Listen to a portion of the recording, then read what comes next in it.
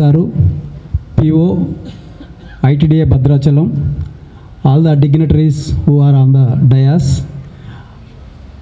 all the HMs, special officers, various department, engineering, other department heads, principals of residential institutions, అందరికీ మరొకసారి good morning చెబుతూ, మన రాహుల్ గారు IAS గారు వచ్చినప్పటి నుంచి వినూత్నమైన ప్రోగ్రామ్స్, అంటే సారు మామూలుగా ఇంతకుముందు అడిషనల్ కలెక్టర్ చేసినప్పుడే సారు ఎయిమ్ ఏంటంటే ఒకసారి ITDA POగా చేయాలి, needy people, down trodden students, tribal విద్యార్థులకి, ట్రైబల్ పీపుల్కి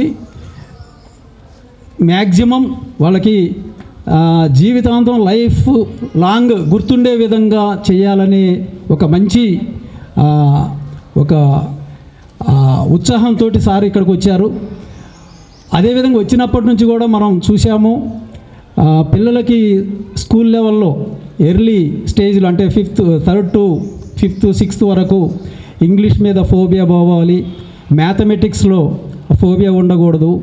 ఆ 2 సబ్జెక్టులు కనుక మనం చక్కగా ప్రిపేర్ చేయించగలిగితే ఇక వాళ్ళకి తిరిగి ఉండదు, ప్రపంచంలో ఏ స్థాయికైనా పోగలుగుతారనే ఉద్దేశంతో దాని మీద పెద్ద ఎక్సర్సైజ్ చేశారు. అంతకుముందు ఒక తెలుగు కవితలు, తెలుగుకు సంబంధించి ఒక పెద్ద ప్రోగ్రాం కండక్ట్ చేశారు. మొత్తం ఈ 2 జిల్లాలకు సంబంధించిన ట్రైబల్ విద్యార్థుల మధ్య కాంపిటీషన్ క్రియేట్ చేశారు. అదేవిధంగా ఇప్పుడు ఏంటంటే సారు ఏ స్కూల్కి వెళ్ళినా కూడా అసలు పిల్లలందరూ 10th వచ్చేకల్లా, ఇంటర్మీడియట్కి వచ్చేకల్లా పిల్లల సంఖ్య తగ్గిపోతుంది, ఇంటర్మీడియట్ నుంచి డిగ్రీ పోయేకల్లా తగ్గిపోతుంది. తర్వాత మరలా ఈ చదువు వలన వాళ్ళకు ఉపయోగం లేకుండా మళ్ళీ వాళ్ళ తల్లిదండ్రులలాగానే అవుతున్నారు. వీళ్ళని ఇమీడియట్గా ఏ లెవెల్లో వాళ్ళ యొక్క లెవెల్ని దృష్టిలో పెట్టుకొని ఎన్ని రకాల జాబులు ఉన్నాయి ఈ సొసైటీలో, ఎన్ని రకాల వాళ్ళ యొక్క ఇష్టానుసారంగా పిల్లల్ని ఆ వైపుగా ఆ ఇన్స్టిట్యూషన్లో వాటికి సంబంధించిన అంటే కెరీర్ గైడెన్స్కి సంబంధించిన ఆ ఆపర్చునిటీస్ అన్నిటిని కూడా మనం డిస్ప్లే చేస్తే, అందరి హెచ్ఎంలకి, ప్రిన్సిపల్స్ అందరికీ తెలిసి ఉంటే, పిల్లలు ఈ క్యాంపస్లో అటు ఇటు తిరిగేటప్పుడు అవన్నీ కూడా వాళ్ళ మైండ్లో ఉండి, నేను ఇలా సింగరేణిలో ఒక జాబ్కి ఎందుకు పోకూడదు, లేదా నేను డిఫెన్స్లో ఎందుకు పోకూడదు, నావీలో ఎందుకు పోకూడదు, నేను సివిల్స్కి ఎందుకు ప్రిపేర్ కాకూడదు, రాహుల్ గారిలాగా మనం ఎందుకు కాకూడదు, ఇట్లా ఒక ఇన్స్పిరేషన్ క్యాంపస్లో జరగాలి. పిల్లలందరి మైండ్లో అది ఫిక్స్ అయితే ఖచ్చితంగా వాళ్ళు ఆ వేలో వాళ్ళు ప్రిపేర్ అవుతారు, గోల్ సెట్ చేసుకుంటారు. ఖచ్చితంగా వాళ్ళ యొక్క స్ట్రాటజీలో మార్పు వస్తుంది, హార్డ్ వర్క్ చేస్తారు, దాన్ని సాధిస్తారనే ఉద్దేశంతో ఇట్లా పెట్టారు. అదేవిధంగా ఈ 10th క్లాస్ రిజల్ట్ మనం ప్రతి సంవత్సరం ఇది ఒక ప్రహసనం అయిపోయింది.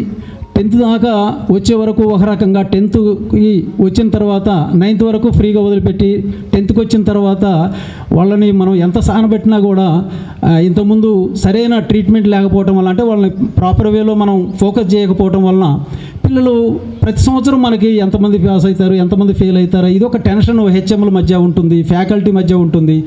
దీని నుంచి కూడా బయటపడటానికి దీని మీద కూడా ఈ అనేక రకాల, అంటే మినిమం లెర్నింగ్ మెటీరియల్ ఇవ్వటము, స్లో లెర్నర్స్ మీద ఫోకస్ చేయటము, ఇలా అనేక రకాల కార్యక్రమాల్లో అందరినీ మనల్ని పరిగెత్తిస్తున్నారు సారు యంగ్ ఎనర్జెటిక్ కాబట్టి సార్ యొక్క ఉద్దేశాలని మనం కూడా అర్థం చేసుకొని మన ఇన్స్టిట్యూషన్ని ఒక యూనిట్గా తీసుకొని మన హెచ్ఎంల మధ్య, ప్రిన్సిపాల్స్ మధ్య ఒక హెల్దీ కాంపిటీషన్ అనేది ఉంటే ఖచ్చితంగా పక్క స్కూల్ కంటే మన స్కూల్ నుంచి పిల్లలు 100% రావాలి. తర్వాత 10/10 ఈ ఒక సంవత్సరం ఉంది మనకి, 10/10 అనేది ఈ ఒక సంవత్సరం ఉంది, నెక్స్ట్ ఇయర్ నుంచి మళ్ళీ నార్మల్గా వచ్చేస్తుంది.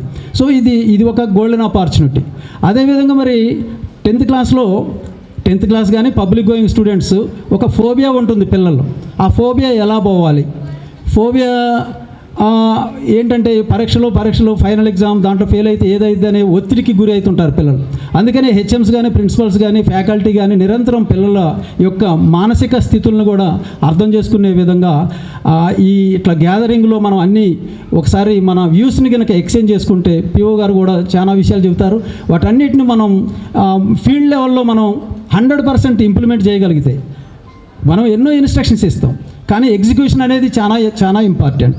ఒక్కసారి పిల్లల పరీక్షలకి పబ్లిక్ ఎగ్జామ్కి ప్రిపేర్ అవుతున్నారంటే ఇది పబ్లిక్ ఎగ్జామ్, మీరు ఇది రాయకపోతే ఫెయిల్ అవుతారనే ఒక ఫోబియాని మనం ఇండైరెక్ట్గా వాళ్ళలో నెలకొల్పడం వలన ఆ ఫోబియా ఎక్కువైతే ఎప్పుడైతే బ్రెయిన్లో ఉంటుందో వాళ్ళు చదివేది కూడా ఎక్కకపోవచ్చు అన్నమాట.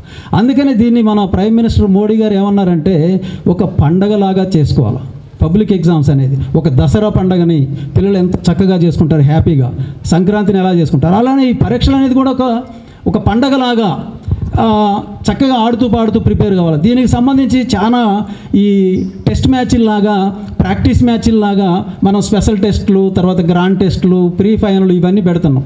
టెస్ట్ బై టెస్ట్ పిల్లలు ఏంటంటే వాళ్ళ యొక్క మిస్టేక్స్ని రిడ్యూస్ చేసుకుంటూ ఖచ్చితంగా అలా చేసి ఈ చేసే క్రమంలో కూడా ఏంటంటే ఈ ఎగ్జామ్ రాసేటప్పుడు పిల్లలు కొంతమంది గంట పేపర్ అయితే అర్ధగంటకి ఇచ్చేస్తారు.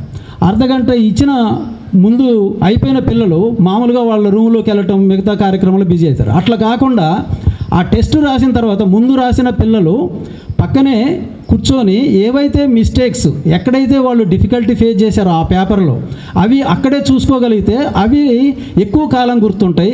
సేమ్ క్వశ్చన్ కనుక పబ్లిక్ ఎగ్జామ్లో వస్తే ఖచ్చితంగా ఆ అబ్బాయి దాన్ని సాల్వ్ చేయడానికి ప్రయత్నం చేస్తాడు.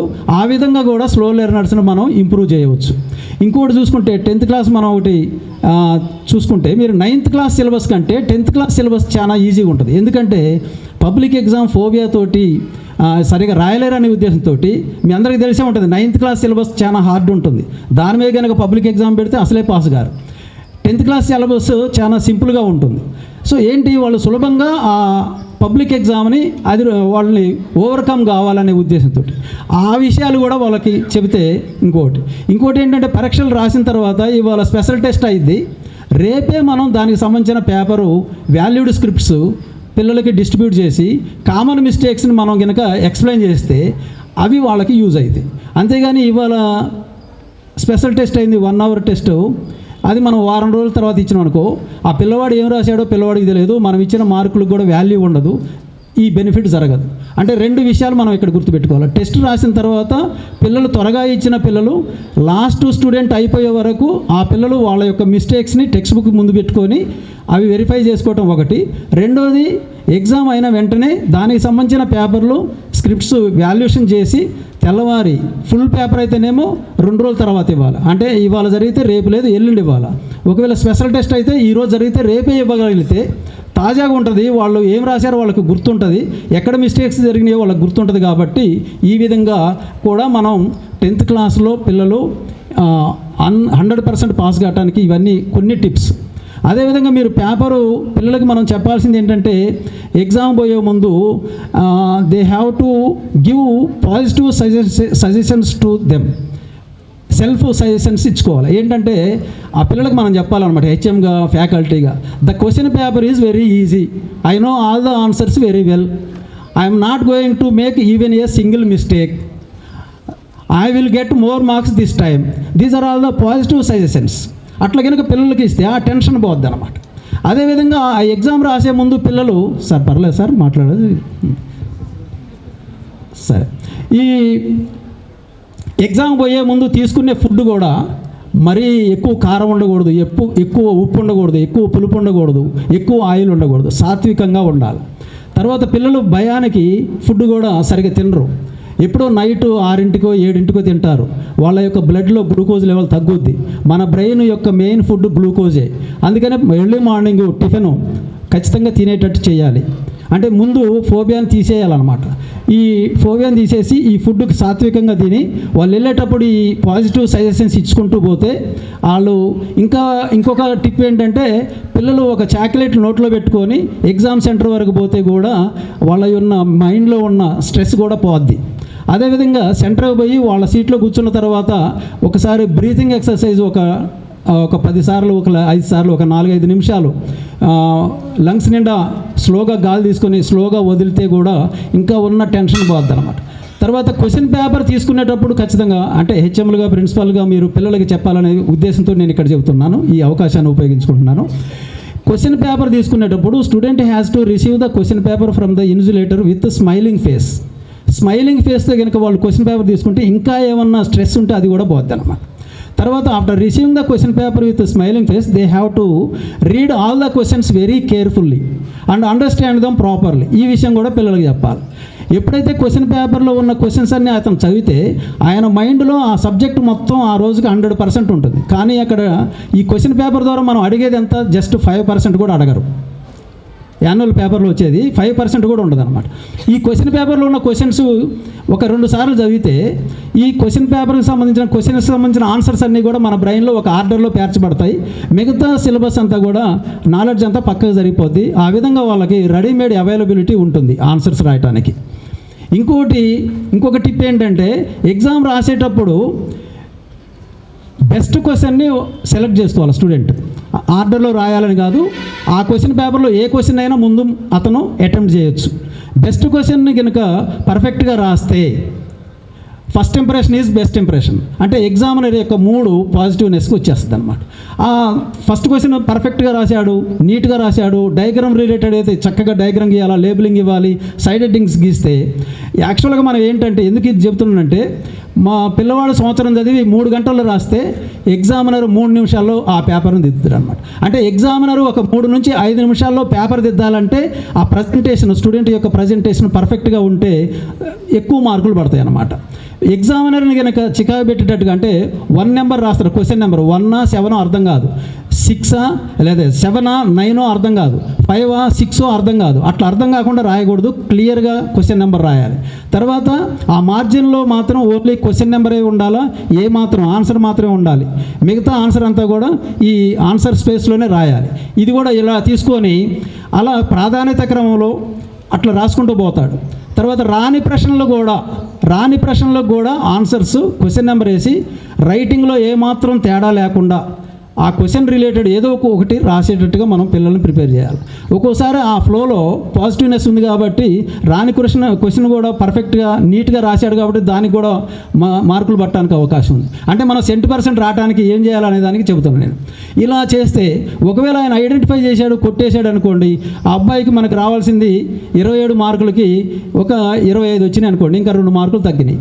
అరే ఈ 2 మార్కులు కలుపుదాం అనే ఉద్దేశంతో ఆ ఏదైతే కొట్టివేసిన క్వశ్చన్స్కి 0 వేస్తాడు కదా, మళ్ళీ వెనకబోయి వాటికి మళ్ళీ రైట్ టిక్ పెట్టి 0 పక్కన 1/2 వేసి అట్లా ఒక 3 క్వశ్చన్స్ 3 అరలు 1.5, ఇందాక 25 వచ్చినాయి, 26.5 వస్తాయి. ఇంకొక రౌండ్ ఫిగర్ వేయాలి కాబట్టి 26.5 ప్లస్ హాఫ్ వేసి 27 చేస్తాడు. ఆ విధంగా తీసుకుపోయి ఆ అబ్బాయిని లేదా ఆ క్యాండిడేట్ని పాస్ చేయడానికి అవకాశం ఉంది. సో ఇలా మనం మన పిల్లలకి కనుక కొద్దిగా ట్రైనప్ చేస్తే ఖచ్చితంగా వాళ్ళు ఈ తడవ 100% అన్ని స్కూల్స్లో తీసుకొచ్చి మన పిఓ గారి కోరికని తీర్చాలని నేను మీరందరూ ఆ వేలో ప్రయత్నం చేస్తారని ఈ సభాముఖంగా చెబుతున్నాను.